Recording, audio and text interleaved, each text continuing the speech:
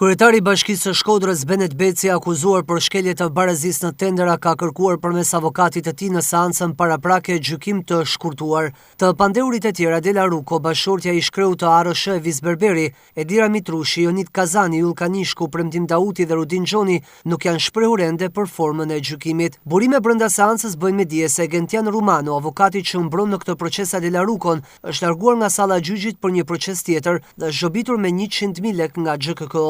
Rumano zëvendësua nga një avokate kryesisht, teksa ky i fundit është bërë shkak në të paktën 2 seanca për shtyrjen e procesit gjyqësor. Vetë kryetari i Bashkisë së Shkodrës nuk ishte i pranishëm në seancë. Seanca e rradhës ndaj kryebashkiakut Benet Beci dhe të pandeurve të tjerë do zhvillohet me 17 mars. Sipas PAK, Beci ka shkelur barazinë mes operatorëve në një tender konsulence zhvilluar nga Kesh në vitin 2019 me objekt zhvillimi strategjik i sektorit energjetik në vlerë 96.5 milion lekë. Hetimi është nisur kryesisht mbi bazën e referimit të akteve nga hetues të Byros Kombëtare të Hetimit pas sekuestrimit të provave materiale në banesën e Evis Berberit.